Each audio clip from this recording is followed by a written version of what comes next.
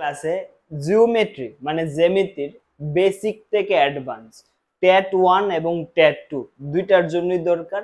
যতগুলি নিয়ম আছে, যতগুলি ফর্মুলা আমাদের জানতে লাগে জিওমেট্রির, প্রত্যেকটা ফর্মুলা একদম ডিটেলসে আস্তে আমরা সম্পূর্ণটা বুঝবো। তোমরা এই সম্পূর্ণ রুলস গুলো জেনে যাও, তাহলে তোমাদের জ্যামিতি করতে যে কোনো ডিফিকাল্ট হোক এবং সহজ হোক, তোমাদের প্রত্যেকটা কোশ্চেন তোমরা ইজিলি করতে পারবে। তো এই জ্যামিতির নিয়মগুলি তোমাদের সবার আগে জানা দরকার। তো আমরা শুরু করব একদম বেসিক থেকে অ্যাডভান্স যতগুলো নিয়ম আছে জ্যামিতির, প্রত্যেকটা নিয়মকে আজকে আমরা দেখবো এবং শিখবো। তোমরা যদি চাও তোমরা খাতা খুলে তোমাদের খাতায় সেই নিয়মগুলি 1 বাই 1 লিখে রাখতে পারো। ঠিক আছে, তো আর দেরি না করে আমরা শুরু করব। দেখো, এখানে আমরা প্রথমে দেখব কার উপর, যে রেখা ও কোণ। রেখা ও কোণের মধ্যে কি কি নিয়ম আছে, লাইন এবং অ্যাঙ্গেল। ঠিক আছে, প্রথম যে নিয়মটা সেটা হচ্ছে 1 নাম্বার। আর এখান থেকে কিন্তু ডাইরেক্ট তোমাদের পরীক্ষায় এমসিকিউ আসে, ডাইরেক্ট এমসিকিউ কিন্তু তোমাদের পরীক্ষায় আসে এই যে শর্ট লাইন থেকে। ঠিক আছে, আমরা বেসিক থেকে অ্যাডভান্স সবগুলো নিয়ম একটা একটা করে দেখব। এবার প্রথম নিয়ম যদি আমরা দেখি, একটা সরল রেখার দুটি কোণের যোগফল সর্বদা 180 ডিগ্রি। এটার মানে এটাই মনে রাখবে যে একটা সরল রেখা আছে, এই সরল রেখার যদি আমরা দুইটা কোণ করি, এটা একটা কোণ, এটা একটা কোণ, এই দুইটা কোণ করলাম, এই দুইটা কোণের সমষ্টি সর্বদা 180 ডিগ্রি, 180 ডিগ্রি, একদম প্রথম রুল যদি আমরা বলি। আবার এটাকে আমরা এমন ভাবে বলি যে সরল কোণ। কি বলি আমরা? সরল কোণ। সরল কোণের মান সর্বদা মনে রাখবে 180 ডিগ্রি। একটা সরল কোণের মান কত, বা একটা সরল রেখার কোণের মান কত? 180 ডিগ্রি। একদম প্রথম যে নিয়মটা সেটা আমাদের মাথায় রাখতে লাগবে। রাইট, এতটুকু বুঝলাম। প্রথম যে নিয়মটা, 1 নম্বর নিয়ম আমরা যদি ধরি যে সরল কোণ কি, সরল কোণের সর্বদা দুইটা কোণের যোগফল সর্বদা 180 ডিগ্রি হয়। ঠিক আছে, সেকেন্ড যদি আমরা দেখি যে ছেদক রেখার বিপরীত কোণ সর্বদা সমান। এবার ছেদক রেখার বিপরীত কোণ সর্বদা সমান, এটার মানে কি? দেখো, আমি তোমাদেরকে বলি, ধরো এই একটা রেখা নিলাম। ঠিক আছে, এবার এই রেখার আরেকটা ছেদক রেখা কি হতে পারে? এটা। তাহলে আমরা যদি ধরি এ বি একটা রেখা এবং সি ডি আরেকটা রেখা, এবার A B R C D যে দুইটা রেখা কোন বিন্দুতে ছেদ করেছে? এই বিন্দুতে ছেদ করেছে। ঠিক আছে, এই যে সেকেন্ড লাইনের মানে ছেদক রেখার বিপরীত কোণ সমান। এইবার ছেদক রেখার দেখো এদিকে একটা কোণ উৎপন্ন করে এবং এদিকে একটা কোণ উৎপন্ন করে, তাহলে বিপরীত কোণ সমান। এইটার মান যদি ধরো 70 ডিগ্রি হয়, তাহলে এটার মানও কত হবে? 70 ডিগ্রি হবে।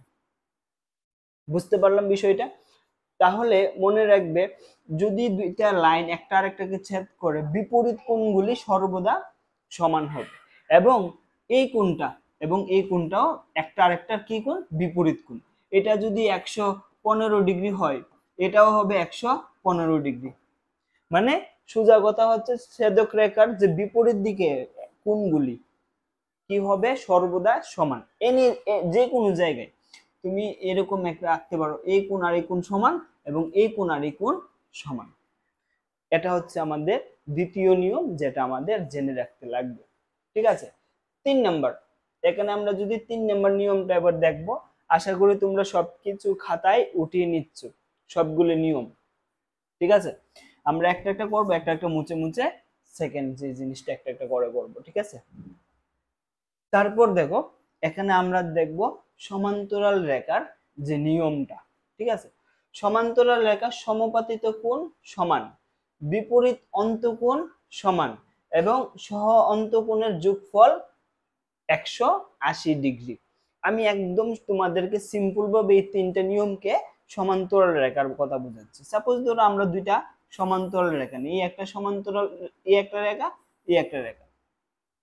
এবার এই দুইটা রেখা কি হবে? সমান্তরাল। আর সমান্তরাল রেখার ক্ষেত্রে আমরা কি জানি? যে একটা রেখা আরেকটা রেখাকে কোনোদিন ছেদ করবে না।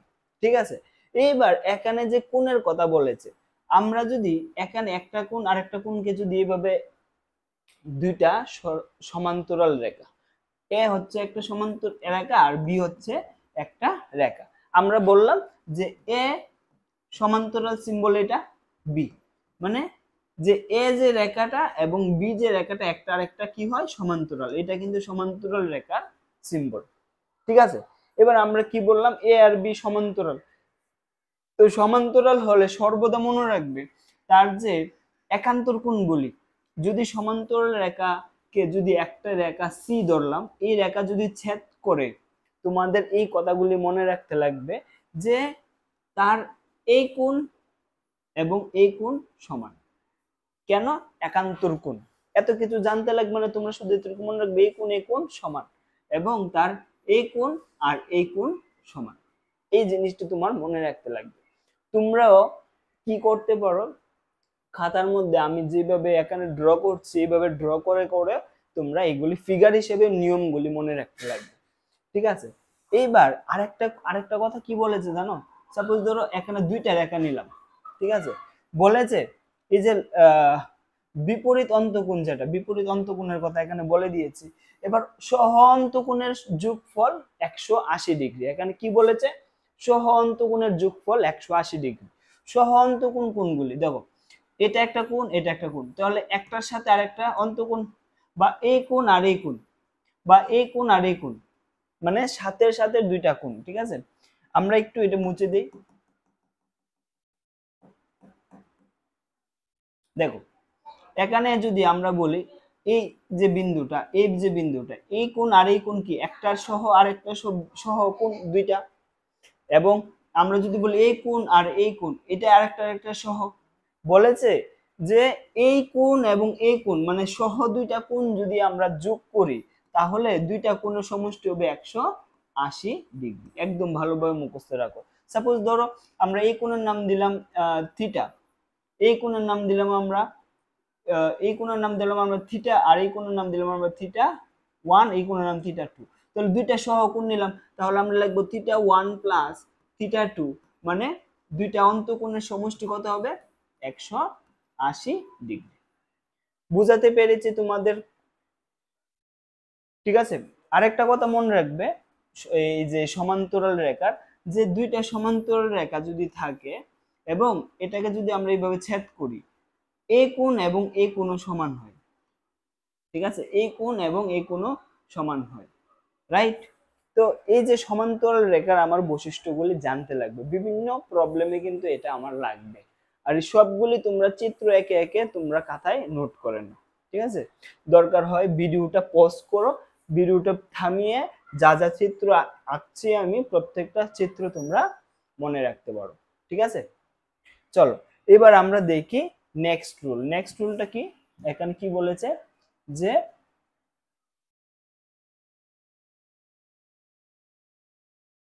সম্পূরক কোণ বা সাপ্লিমেন্টারি অ্যাঙ্গেলের যোগফল কি হবে 180 ডিগ্রি। দেখো সম্পূরক কোণ কাকে বলে সেটা আমি তোমাদেরকে বোঝাচ্ছি। সাপোজ ধরো এখানে একটা কোণ আছে, ঠিক আছে, অ্যাঙ্গেল ধরলাম আমরা এ, এই কোণের মান কত আমরা ধরলাম এ, এখানে আরেকটা অ্যাঙ্গেল আছে, এই অ্যাঙ্গেলটা ধরলাম অ্যাঙ্গেল বি, মানে কোণ দুইটা কোণ আমরা নিলাম। যদি দেখা যায় যে অ্যাঙ্গেল এ মানে এই কোণ আর এই কোণ যদি যোগ করলাম, যদি দেখা যায় দুইটা কোণ যোগ করলে 180 ডিগ্রি হয়, তখন বলবো যে এ এর সম্পূরক কোণ বা এ এর সাপ্লিমেন্টারি অ্যাঙ্গেল, ঠিক আছে, এ এর সাপ্লিমেন্টারি অ্যাঙ্গেল বা এ এর সম্পূরক কোণ হচ্ছে বি, আর বি এর সম্পূরক কোণ হচ্ছে এ।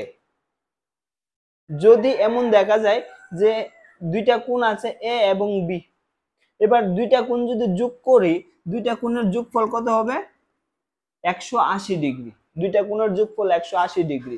তাহলে আমার বুঝতে লাগবে যে এ এর সম্পূরক হচ্ছে বি এবং বি এর সম্পূরক হচ্ছে এ। বাস, তোমাকে যদি বলে যে একটা অ্যাঙ্গেল যদি এমন দিয়ে দেয় এ হচ্ছে 100 ডিগ্রি, এবার বি এর মান কত তোমাকে জিজ্ঞেস করলো, বি এর মান কত, আবার বলে দিয়েছে এ এবং বি একটা আরেকটার সম্পূরক, তাহলে সম্পূরক আমরা জানি কি দা এ এবং বি যোগ করলে কত হবে 180 ডিগ্রি। এইভাবে আমরা বলতে পারবো যদি সম্পূরক হয় তাহলে বি এর মান কত হয়ে যাবে 80 ডিগ্রি, কারণ বলে দিয়েছে এ এবং বি সম্পূরক, এরকম প্রশ্ন তোমাদের পরীক্ষায় আসতে পারে। ঠিক আছে, সম্পূরক কোণ বুঝলাম। তারপরে আছে তোমাদের এখানে পূরক কোণ। পূরক কোণ হচ্ছে কমপ্লিমেন্টারি অ্যাঙ্গেল, যার যোগফল কত হবে 90 ডিগ্রি। তোমরা এগুলো একটু চিত্র এঁকে নাও। আর যদি কারোর কোনো জায়গায় একটু বুঝতে অসুবিধা হয়, তোমরা কি করবে জানো, ভিডিওটাকে 2 বার 3 বার 4 বার যতবার ইচ্ছা অতবার ভিডিওটা চালাবে, এবং সাথে চেষ্টা করবে ভিডিওটা থামিয়ে থামিয়ে যা যা লিখছি প্রত্যেকটা জিনিস নাম্বার দিয়ে দিয়ে তোমাদের খাতায় উঠিয়ে নেবে, তাহলে সবগুলো নিয়ম তোমরা মনে রাখতে পারবে, কোনো অসুবিধা হবে না। ঠিক আছে, দেখো তারপরে আমরা এখন মুছে নেব। আশা করি তোমরা বিষয় সবগুলো তুলে নিয়েছো।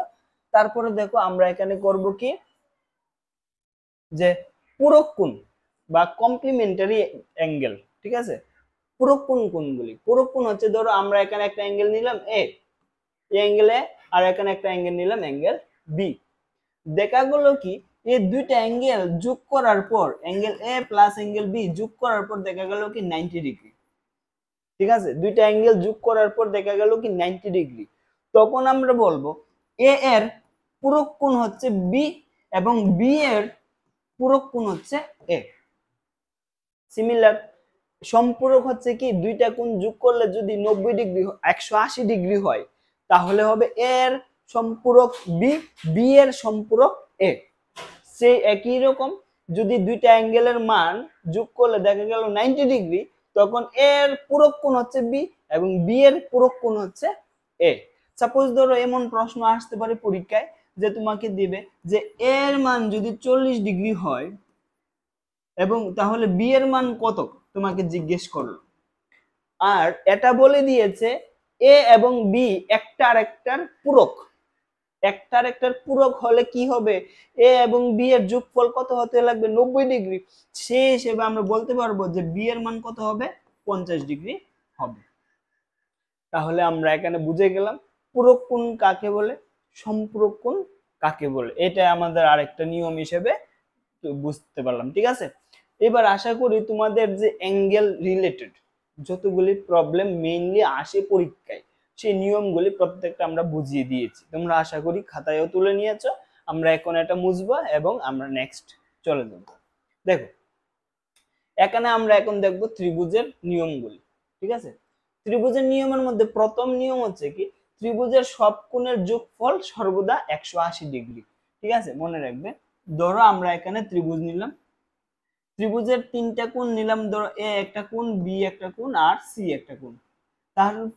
তার মানে এটা মনে রাখবে যে ত্রিভুজের তিনটা কোণ যদি আমি যোগ করি, angle A plus angle B plus angle C, তিনটা কোণ যোগ করলে কত হবে 180 ডিগ্রি হবে।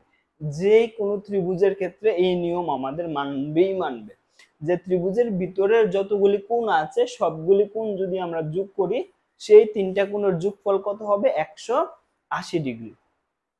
ঠিক আছে, মনে রাখতে লাগবে এটা, যে ত্রিভুজের তিনটা কোণের যোগফল অলওয়েজ 180 ডিগ্রি। এটা ত্রিভুজের 1 নাম্বার নিয়ম, তোমরা এসে মনে রাখতে পারো। আর পরীক্ষায় প্রশ্ন আসতে পারে যে অ্যাঙ্গেল এ এর মান 50, বি এর মান 50, তাহলে সি এর মান কত? এর মান 50, বি এর মান যদি 50 হয় তাহলে 100, তাহলে সি এর মান কত হবে 80, কারণ তিনটা কোণের মান 180 ডিগ্রি হবে যোগ করলে। ঠিক আছে, ত্রিভুজের এটা প্রথম এবং মোস্ট ইম্পর্টেন্ট, পরীক্ষায় যে কতভাবে এটা আসে সীমার বাইরে, শুধু এই নিয়মটা মনে রাখতে লাগবে আমার, যে ত্রিভুজের তিনটা কোণের সমষ্টি কত ডিগ্রি হবে 180 ডিগ্রি। আশা করি এটাও তোমরা তুলে নিয়েছো এই নিয়মটা। এরপর আমরা দেখব সেকেন্ড রুলস, যেটা কি বলেছে, সেকেন্ড নিয়মটা কি বলেছে এখানে, যে বাহির কোণ ইকুয়াল টু বিপরীত দুই অন্তঃকোণের যোগফল। বাহির কোণ ইকুয়াল টু বিপরীত দুই অন্তঃকোণের যোগফল। এটার মানে কি? এটার মানে আমি তোমাদেরকে বুঝাই। ধরো এখানে একটা আমরা ত্রিভুজ নিলাম, ঠিক আছে, ধরো এখানে নিলাম যে এটা হচ্ছে এ কোণ, এটা হচ্ছে বি কোণ, এটা হচ্ছে সি কোণ। ঠিক আছে, এবার আমরা যদি এই যে লাইনটা, এই লাইনটাকে যদি আমরা বাড়িয়ে দিই, এখানে একটা কোণ আসবে বাইরে, তাহলে আমরা এই কোণটাকে কি বলবো, বাইরের কোণ বা বহিঃকোণ বলবো। তো বহিকোণের মান যদি ধরো আমরা ডি ধরলাম, এই কোণের মান কত ধরলাম ডি, তাহলে এই যে 2 নম্বর নিয়ম ত্রিভুজের এটার মধ্যে মনে রাখবে যে যে কথাটা বলা হয়েছে যে বহিকোণের মান বিপরীত দুই অন্তকোণ। এবার এই কোণের বিপরীত দুই অন্তকোণ হচ্ছে কিন্তু এ আর বি, এ প্লাস বি। এটা আমাদের মনে রাখতে লাগবে যে বহিকোণের মান বিপরীত দুই অন্তকোণের যোগফলের সমষ্টি। ঠিক আছে, এটাকে আমরা যদি আরেকটু ফার্দার বোঝার চেষ্টা করি, ধরো আমরা এই লাইনটাকে একটু বাড়িয়ে দিলাম, আশা করি বুঝে গিয়েছো। তারপর আমরা বললাম ধরো আমরা এই লাইনটাকে একটু বাড়িয়ে দিলাম, তাহলে এটা একটা বহিকোণ। এটার নাম যদি আমরা ধরি এক্স, ঠিক আছে, এই এক্স এর মান কত হবে বলতো? এটার অন্তকোণের বিপরীত কোণ এগুলি, এক্স এর মান হবে বি প্লাস সি। আমরা কিন্তু এদিকেও বাড়াতে পারি, এদিকে যদি বাড়াই এটা হবে, এই কোণের মান যদি ওয়াই ধরি তাহলে ওয়াই এর মান কত হবে দেখো, ওয়াই এর মানের বিপরীত কোণগুলি অন্তকোণ হচ্ছে এ আর সি, তাহলে ওয়াই ইকুয়াল টু কত হবে এ প্লাস সি। বুঝাতে পারলাম বিষয়টা? মানে যে বহিকোণটা তার বিপরীত অন্তকোণ দুইটার সমষ্টি। যেমন এই কোণের মান যদি আমরা ডি ধরি, এই ডি এর মান হচ্ছে এ আর বি এর সমান। ক্লিয়ার? ত্রিভুজের দ্বিতীয় নিয়মটা আমরা বুঝলাম। নেক্সট, ভেরি ইম্পর্টেন্ট, এটা আশা করি তোমরা এটা তুলে নিয়েছো খাতায়। আমরা চলে যাব এখন নেক্সট রুলসে। এই নিয়মগুলি কিন্তু আমাদের জ্যামিতি করতে গেলে লাগবেই, একদম মুখস্থ রাখবে, খাতায় তুলে তুলে মানে একদম ফিগার একে একে সবগুলি নিয়ম খাতায় তুলে নিও, ঠিক আছে? তারপর যে নেক্সট রুল আছে যেটা হচ্ছে সমবাহু ত্রিভুজের সব কোণ কত ডিগ্রি? 60 ডিগ্রি। একটা সমবাহু যদি বলে যে এ বি সি একটা সমবাহু ত্রিভুজ, এবার সমবাহু ত্রিভুজ মানে কি? তার প্রত্যেকটা বাহু কি হবে? সমান। যদি এরকম হয় যে কোনো একটা ত্রিভুজ দিয়েছে তার বাহু সমান বা সবগুলি বাহু সমান বা সমবাহু ত্রিভুজ বলেছে, তাহলে মনে রাখবে যে এই কোণের মানও 60 ডিগ্রি, এই কোণের মানও 60 ডিগ্রি এবং এই কোণের মানও 60 ডিগ্রি। সমবাহু ত্রিভুজের প্রত্যেকটা কোণের মান 60 ডিগ্রি। এভাবে তোমরা খাতায় তুলে নিবে যে সমবাহু ত্রিভুজের বা যে ত্রিভুজের সবগুলি বাহু সমান, সমবাহু ত্রিভুজের প্রত্যেকটা, ঠিক আছে, ত্রিভুজের প্রত্যেকটা কোণ কত ডিগ্রি? 60 ডিগ্রি। এটা হচ্ছে তোমাদের রুলস নাম্বার 3, ঠিক আছে? তারপর নেক্সট কোশ্চেন নাম্বার, আরে নিয়ম, ত্রিভুজের নিয়মের মধ্যে 4 নম্বর নিয়ম যেটা হচ্ছে সমদ্বিবাহু ত্রিভুজ মানে সমদ্বিপাশের কোণ সমান, দুই পাশের কোণও সমান হবে। দেখো সমদ্বিবাহু, এবার এটা আশা করি তোমরা তুলে নিয়েছো যে ত্রিভুজ, সমবাহু ত্রিভুজের ক্ষেত্রে প্রত্যেকটা কোণের মান কত ডিগ্রি হবে? 60 ডিগ্রি। অনেক অনেক জায়গায় বলে দেবে সমবাহু ত্রিভুজ আর কোণের মান বলবে না, তোমার নিজের বুঝতে লাগবে যে যেহেতু সমবাহু ত্রিভুজ তার মানে ত্রিভুজের প্রত্যেকটা কোণ 60 ডিগ্রি। এটা আমার মনে রাখতে লাগবে কিন্তু, ঠিক আছে? এবার আমরা চলো দেখি ত্রিভুজের যে লাস্ট নিয়মটা, যে সমদ্বিবাহু ত্রিভুজের সমদ্বিপাশের কোণ কত ডিগ্রি হবে? সমান। দেখো এবার আমরা একটা এখানে ত্রিভুজ নিলাম, ঠিক আছে, এখানে আমরা একটা ত্রিভুজ নিলাম, দেখা গেল কি এখানে আমরা ত্রিভুজটা ধরো এ বি সি, একটা ত্রিভুজ নিলাম, দেখা গেল কি ত্রিভুজের যে এই বাহুটা এবং এই বাহুটা, এই দুইটা বাহু সমান। তাহলে দুইটা বাহু যদি সমান হয় মানে তাকে আমরা কি বলবো? সমদ্বিবাহু, যার দুইটা বাহু সমান। তাহলে তার যে এই কোণ এবং এই কোণ, সমদ্বিবাহুর দুই পাশের যে দুইটা কোণ আছে সেই দুইটা কোণ কি হবে? সমান হবে। এই কোণটা না, কিন্তু কোন দুইটা কোণ? যদি এই ত্রিভুজটা সমদ্বিবাহু ত্রিভুজ মানে A B R A C, এই দুইটা বাহু কি হবে? সমান। তো যদি দুইটা বাহু সমান হয় তার কোণ দুইটাও কি হবে? সমান। আমি আর একটা চিত্র এঁকে তোমাদেরকে সোজা করছি। ধরো এটা আমরা এখানে কি দেখছি, ধরো এই বাহুটা আর এই বাহুটা সমান, যদি এই দুইটা বাহু সমান হয় তাহলে এই অ্যাঙ্গেল আর এই অ্যাঙ্গেলও কি হবে? সমান হবে। মনে রাখতে লাগবে যদি ত্রিভুজের দুইটা বাহু সমান হয় তার দুইটা কোণ আছে সেই দুইটা কোণও সমান। কোণ কিন্তু তিনটা, তার মধ্যে দুইটা কোণও সমান হবে যদি সেটা সমদ্বিবাহু ত্রিভুজ হয়। চিত্রটা একে একে সবগুলো নিয়ম তোমাদের খাতায় তুলে নেবে। ঠিক আছে, চলো আমরা দেখি নেক্সট, যেটা হচ্ছে সমকোণী ত্রিভুজ। দেখো সমকোণী ত্রিভুজের ক্ষেত্রে সর্বদা মনে রাখবে তার একটা কোণ কত ডিগ্রি হবে, 90 ডিগ্রি। সমকোণী ত্রিভুজের ক্ষেত্রে কি হবে, একটা কোণ সর্বদা 90 ডিগ্রি, 90 ডিগ্রি। ঠিক আছে, সমকোণী ত্রিভুজের ক্ষেত্রে একটা কোণ 90 ডিগ্রি, মানে 90 ডিগ্রি যেটা বা 90 যে কোণের মান থাকবে সেই কোণটাকে সর্বদা কি বলা হবে, সমকোণ। ঠিক আছে, আর একদম একটা আরেকটা লম্ব যদি আমরা প্রকাশ করি যে একটা বাহু আরেকটা বাহু লম্ব, তাহলে সেখানে কত ডিগ্রি কোণ উৎপন্ন করে, 90 ডিগ্রি কোণ উৎপন্ন করে। বাস এটা তো একটা সিম্পল জিনিস যেটা আমাদের মনে রাখতে লাগবে। নেক্সট হচ্ছে পিথাগোরাসের সূত্র। পিথাগোরাসের সূত্রটা কিন্তু শুধুমাত্র সমকোণী ত্রিভুজের ক্ষেত্রে প্রযোজ্য। দেখো আমরা এটা হচ্ছে সমকোণী ত্রিভুজ, যে সমকোণী ত্রিভুজের আমরা যদি এই বাহুটার এ ধরি, এই বাহুটার বি ধরি, আর এই যে এটার বাহুটার সি ধরি, সমকোণী ত্রিভুজের সবচেয়ে বড় যে বাহুটা এটা হয়, সমকোণী ত্রিভুজের একটা বাহু সবচেয়ে বড় হয়, আর সেই বাহুটাকে আমরা বলি কি, সেই বাহুটা বলি আমরা অতিভুজ। ঠিক আছে, সেই বাহুটাকে আমরা কি বলবো, অতিভুজ। এবার এখানে সি হচ্ছে অতিভুজ, এ হচ্ছে ধরো ভূমি, আর বি হচ্ছে লম্ব। তোমরা এইভাবে না মনে রাখতে পারলে কোনো অসুবিধা নেই, এ বি সি দিয়ে মনে রাখতে পারো যে সি যেটা এটা হচ্ছে আমার অতিভুজ। এই ফর্মুলাটা মনে রাখবে যে অতিভুজের স্কোয়ার ইকুয়াল টু হবে যে ভূমি স্কোয়ার প্লাস লম্ব স্কোয়ার। এটা আমার নিয়মটা মনে রাখতে লাগবে, ভেরি ইম্পর্টেন্ট। ঠিক আছে, ভেরি ভেরি ইম্পর্টেন্ট। এখানে অনেক সময় সি এর মান বার করতে হয়, তো সি এর মান বার করলে স্কোয়ারটা কি হবে, ওই সাইডে চলে যাবে, স্কোয়ার যদি ওই সাইডে চলে যায় রুট হয়ে যাবে, রুট আন্ডার এ স্কোয়ার প্লাস বি স্কোয়ার।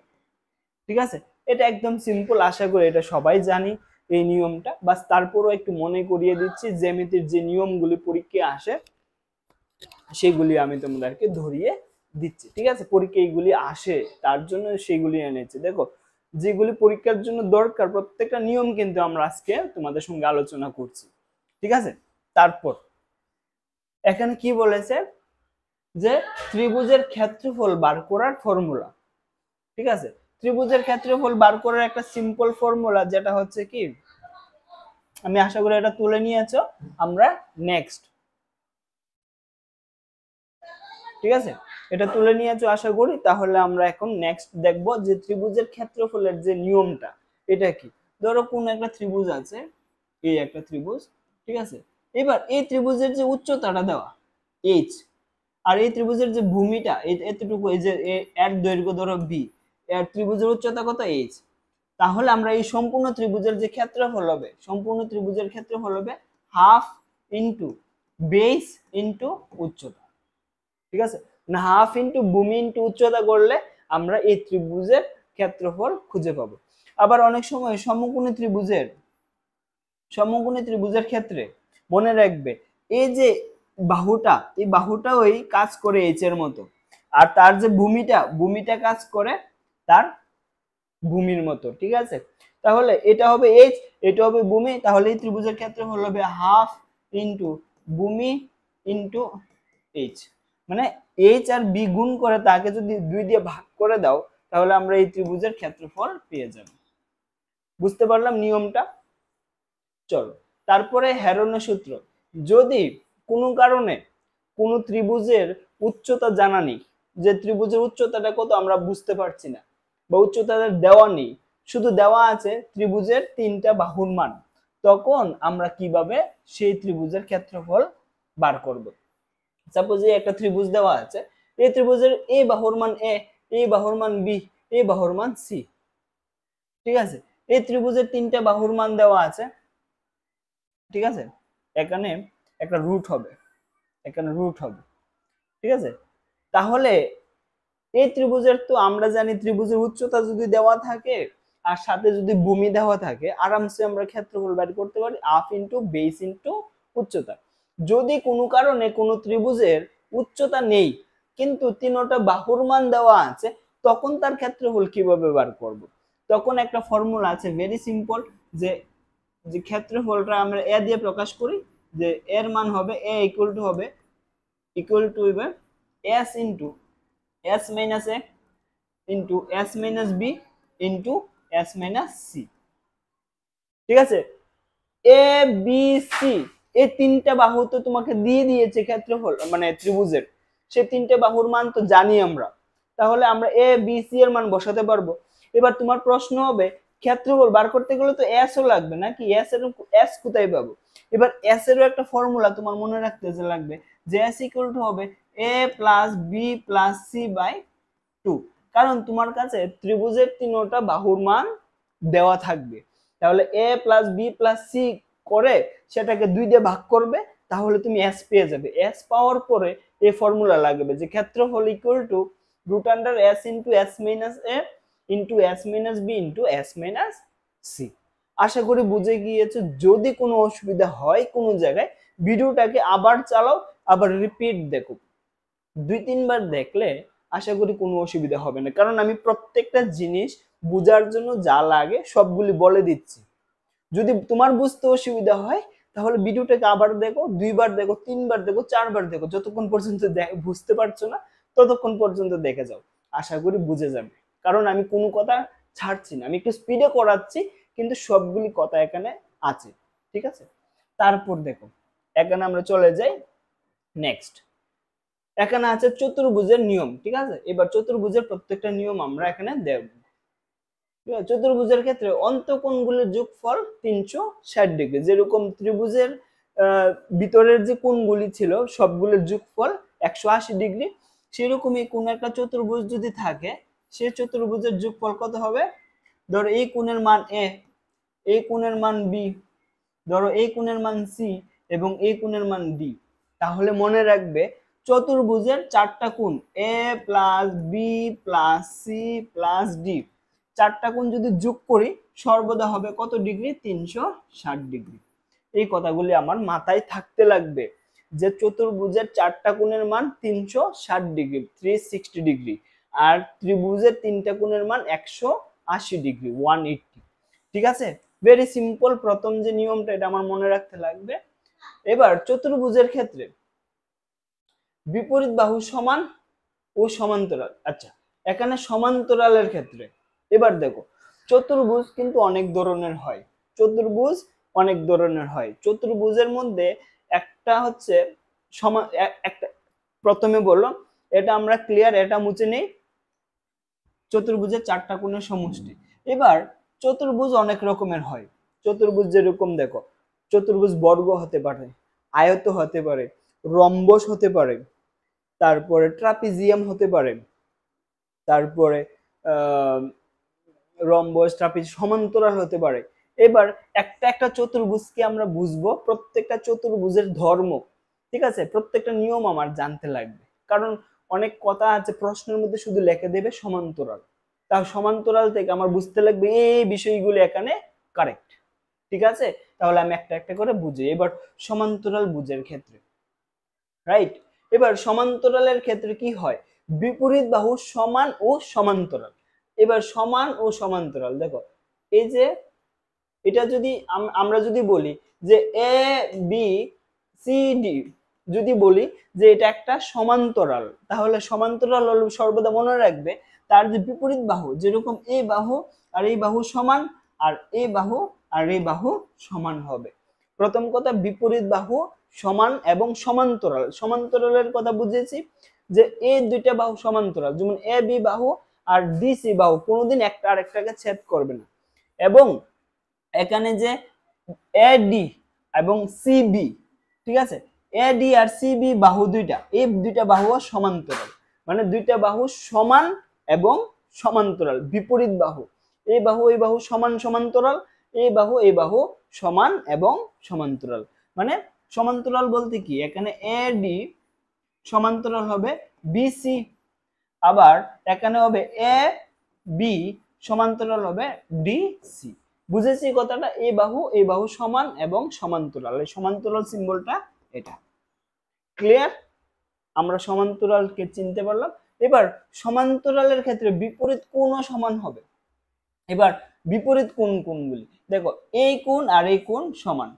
ঠিক আছে, এই কোণ আর এই কোণ সমান। সমান্তরালের ক্ষেত্রে কি হবে? বিপরীত কোণগুলিও সমান হবে। এটার মান যদি হয় 80 ডিগ্রি, এটার মান হবে 80 ডিগ্রি। এটার মান যদি 110 ডিগ্রি হয়, এটার মান হবে 110 ডিগ্রি। যদি এটার মান হয় 100 ডিগ্রি, এটার মান হয় 100। বিপরীত কোণ, এ সি কোণ আর এ কোণ সমান, বি কোণ আর ডি কোণ সমান। এটা হচ্ছে সমান্তরালের নিয়ম, যে বাহুগুলি সমান এবং সমান্তরাল, তার বিপরীত কোণগুলিও সমান। তারপরে আছে কর্ণ একে অপরকে সমদ্বিখণ্ডিত করে।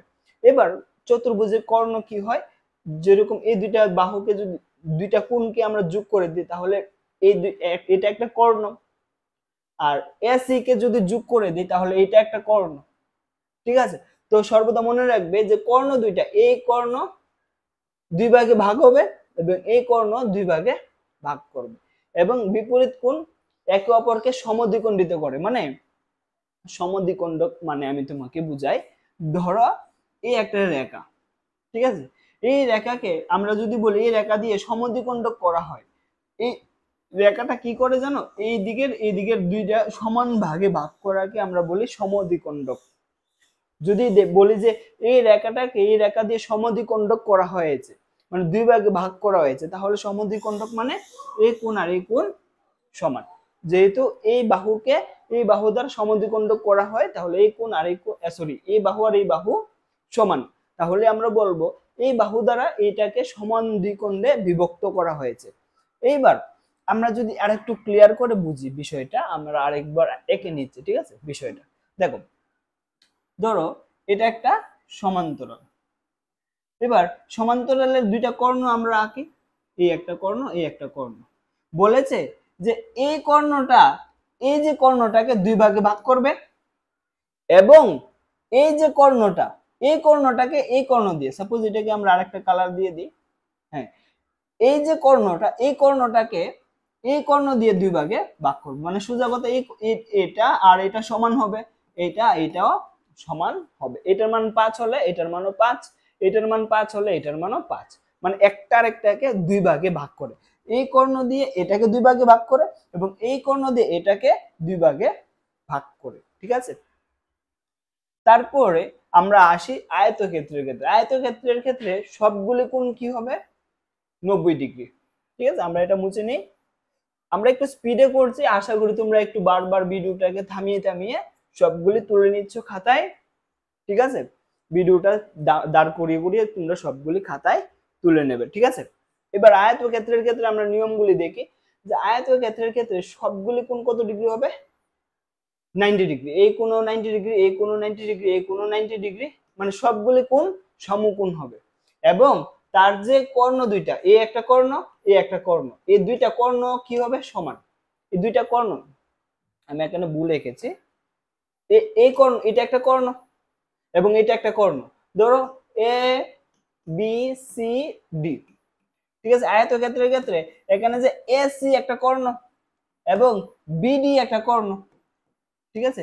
এই দুইটা কর্ণ কি হবে, একটা আর একটার সমান হবে যদি একটা আয়তক্ষেত্র হয়ে থাকে। আয়তক্ষেত্রে প্রত্যেকটা কোণ 90 ডিগ্রি এবং একটা কর্ণ আর একটা কর্ণকে, মানে দুইটা কর্ণের মান কি হবে, সমান হবে। সেটা হচ্ছে আয়তক্ষেত্রের নিয়ম। সমান্তরালের নিয়ম একরকম, আয়তক্ষেত্রের নিয়ম আরেক রকম, ঠিক আছে। এবার আয়তক্ষেত্রের দিকে আর কোনো নিয়ম আছে না? আচ্ছা, বর্গক্ষেত্র। বর্গক্ষেত্র তো সবাই জানি। বর্গক্ষেত্র হবে আয়তক্ষেত্রের মতনই, সবগুলি কোণ 90 ডিগ্রি, এই কোণ 90 ডিগ্রি, এই কোণ 90, এটা 90, এটা 90, প্রত্যেকটা কোণের মান 90 এবং প্রত্যেকটা বাহুও সমান। বর্গক্ষেত্রের ক্ষেত্রে কি হবে, যে ধরো এ বি সি ডি, ঠিক আছে। এ বি ধরো একটা বাহু এবং বি সি হচ্ছে একটা বাহু এবং সি ডি হচ্ছে একটা বাহু আর ডি এ হচ্ছে একটা বাহু। প্রত্যেকটা বাহু, এ বাহু, এ বাহু, এ বাহু, এ বাহু, প্রত্যেকটা বাহু কি হবে, সমান হবে। যদি কোনো চতুর্ভুজের চারটা বাহু সমান, তখন সেই বর্গক্ষেত্রকে চারটা বাহু সমান প্লাস এই কোণগুলি 90 ডিগ্রি হবে, তখন সেটাকে আমরা কি বলবো, বর্গক্ষেত্র। আর বর্গক্ষেত্র বা বর্গের ক্ষেত্রে কর্ণের মান সমান ও লম্ব। একটা এই কর্ণ আর এই কর্ণ কি হবে, সমান। এইটার মান যদি 10 হয়, এটার মান হবে 10 এবং একটা আরেকটাকে কিভাবে ছেদ করবে, লম্ব। লম্ব, এই কথাটার মানে বুঝাই তোমাদের। যদি বলে এই দুইটা সরলরেখা একটা আরেকটার লম্ব, তাহলে মনে রাখবে এই কোণ 90 ডিগ্রি, এই কোণ 90 ডিগ্রি, ঠিক আছে। এরকম কিন্তু বলে। যে পরীক্ষার মধ্যে একটা লাইন আর একটা লাইনের লম্ব আর একটা কোণ তোমরা বার করো, এমন কোনো নিয়ম তোমাদের থাকতে পারে। তো বর্গক্ষেত্রের ক্ষেত্রে মনে রাখবে, যদি একটা চতুর্ভুজ বর্গক্ষেত্র হয় তাহলে একটা বাহু, এই যে কর্ণ, এই কর্ণ এই কর্ণ কি হবে, একটা আরেকটা লম্ব, মানে এদিকে 90 ডিগ্রি, এদিকে 90 ডিগ্রি, এখানে 90 ডিগ্রি, এখানে 90 ডিগ্রি, এবং কর্নার তো 90 ডিগ্রি আছেই। তা বর্গক্ষেত্রের প্রত্যেকটা নিয়ম আশা করি তোমরা তুলে নিয়েছো খাতায়। আমরা চলে যাব নেক্সট, যেটা হচ্ছে রম্বস। ঠিক আছে, রম্বস বর্গক্ষেত্রের মতনই, জাস্ট কোণগুলি 90 ডিগ্রি হবে না, আমি তোমাদেরকে এঁকে দিচ্ছি বিষয়টা। এবার আমরা বর্গক্ষেত্র চিনলাম, আয়তক্ষেত্র চিনলাম, সাথে চিনলাম সমান্তরাল। ঠিক আছে, প্লিজ তোমরা ভিডিওটা থামিয়ে থামিয়ে ক্লাসটা করবে, যেটা আছে খাতায় লিখে লিখে সবগুলো নিয়ম খাতায় তুলে নেবে, একদম শর্টকাট ভাবে তোমাদেরকে দিয়ে দিচ্ছি। ঠিক আছে, আর যদি না বুঝতে পারো বারবার ভিডিওটা দেখবে। ঠিক আছে, এগিয়ে গিয়ে সবটা দেখে নিবে। এবার রম্বস, রম্বস কাকে বলি, যদি দেখছো এরকম, ঠিক আছে, দেখা যাচ্ছে কি, যদি দেখা যায় যে প্রত্যেকটা বাহু সমান, ধরো এখানে এ বি সি ডি, তার সবগুলি এই বাহু এই বাহু এবং এই বাহু এই বাহু, যে চতুর্ভুজের সবগুলি বাহু সমান কিন্তু কোণগুলি 90 ডিগ্রি হতেও পারে না হতে পারে, তখন সেই চতুর্ভুজকে আমরা কি বলবো, রম্বস। এবং কর্ণদ্বয়, একটা কথা মনে রাখবে, এক কর্ণ একে অপরকে সমদ্বিখণ্ডক এবং লম্ব, এটা একটা আরেকটার কি করবে, সমান দুই ভাগে ভাগ করবে, এটা এটা সমান, ধরো এটা 5 হলে এটাও 5, এটা 10 হলে এটাও 10। ঠিক আছে, দুইটা, একটা কর্ণ আরেকটাকে দুই ভাগে ভাগ করবে, এই কর্ণ এইটাকে দুই ভাগে ভাগ করবে। সাথে কি বলেছে, একটা আরেকটার কি হবে, লম্ব। লম্ব মানে আবার বলেছে লম্ব মানে হচ্ছে 90 ডিগ্রি।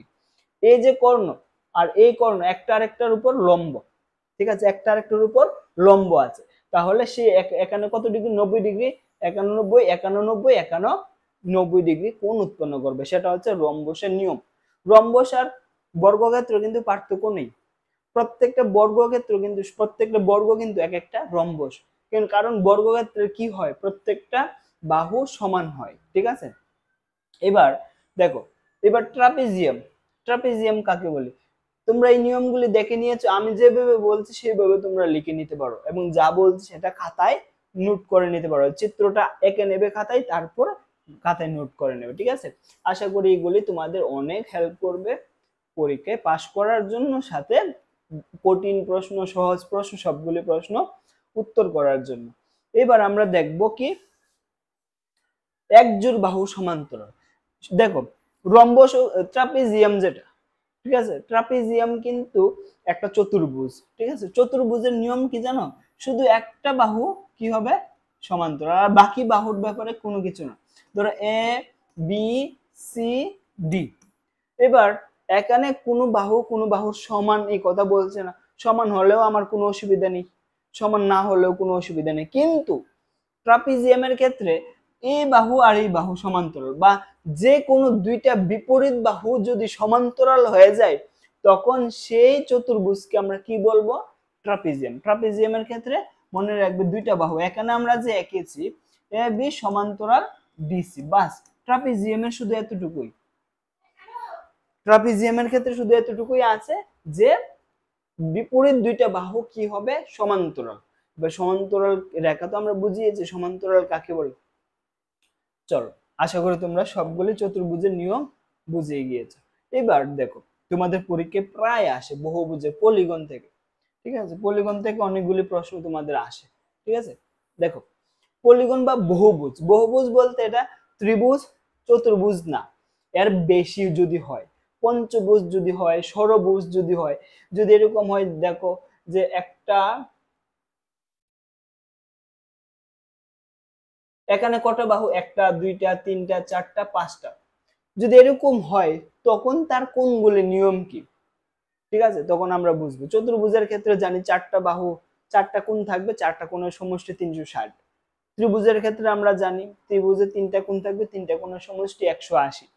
কিন্তু অন্তকোণের ক্ষেত্রে নিয়ম কি, বা বহুভুজের ক্ষেত্রে নিয়ম কি, বা অনেকগুলি বাহু থাকলে তখন আমরা সেটার ক্ষেত্রে কিভাবে করব।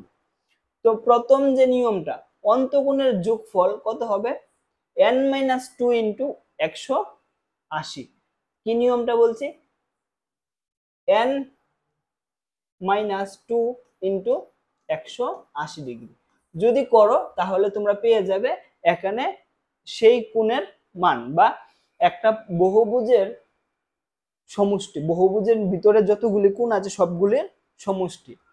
দেখো আমি ত্রিভুজের ক্ষেত্রে আমি বুঝাচ্ছি তোমাদের। ত্রিভুজের ক্ষেত্রে বাহু কটা, একটা দুইটা তিনটা, একটা দুইটা তিনটা, ঠিক আছে, তিনটা বাহু। এবার আমরা যদি এই সূত্রটা এখানে লাগাই, কি n-2 ইন্টু 180, ঠিক আছে। দেখো n এর মান কত, 1 2 3, মানে n ইকুয়াল টু হচ্ছে বাহুর সংখ্যা, n এর মান কি বাহুর সংখ্যা। দেখো n এর মান কত 3, 3 মাইনাস এখানে কত 2 ইন্টু 180।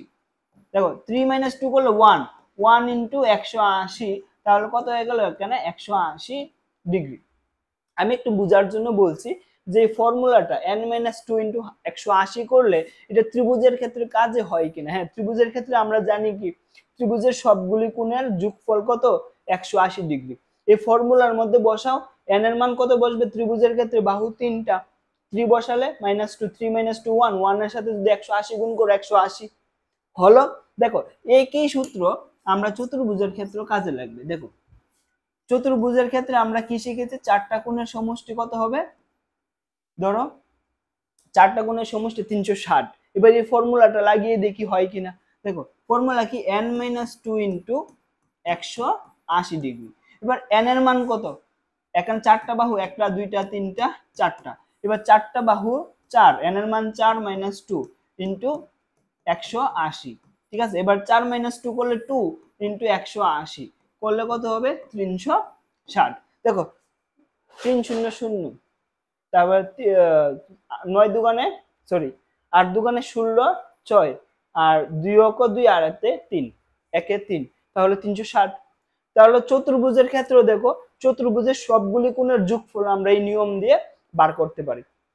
সে একই রকম পঞ্চভুজের ক্ষেত্রে আমরা সবগুলি কোণের যোগফল বার করতে পারবো। মানে যদি বলে কোথাও যে পঞ্চভুজের প্রত্যেকটা কোণের মান কত, তাহলে মানে প্রত্যেকটা কোণ যদি যোগ করি তাহলে কত হবে, সে একই নিয়ম।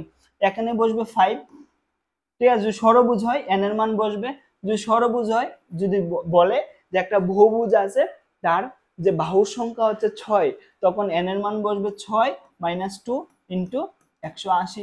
এভাবে করলে তোমরা যে একটা ষড়ভুজের সবগুলি কোণ যোগ করলে কত হবে সেটা পেয়ে যাবে। পঞ্চভুজ হলে তার সবগুলি কোণ যোগ করলে কত হয়ে যাবে সেটা তুমি ফর্মুলা বসলেই চলবে। আর n হচ্ছে এখানে বাহুর সংখ্যা, যে কয়টা বাহু এখানে আছে।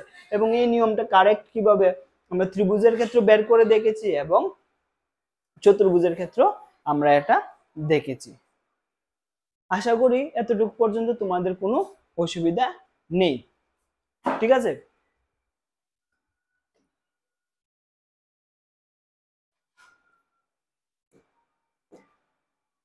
আমরা আমরা ট্রাই করব একটার পার্ট 2 নিয়ে আসার, আরো কয়েকটা নিয়ম বাকি আছে সেটা আমরা পার্ট 2 তে করব। ভিডিওটা একটু লম্বা হয়ে যাবে, আশা করি তোমাদের এতটুকু পর্যন্ত যা যা বুঝিয়েছি সবগুলি তোমাদের ক্লিয়ার, ঠিক আছে। তো বহিঃকোণের যোগফল এগুলি আর লাগবে না, এটাই মেইন ইম্পর্টেন্ট ফর্মুলা, এটা তোমাদের জানতে লাগবে বহুভুজের ক্ষেত্রে। তো আজকে আমরা এখানেই শেষ করছি ক্লাসটা, পরবর্তী আবার ক্লাসে তোমাদের সঙ্গে দেখা হবে।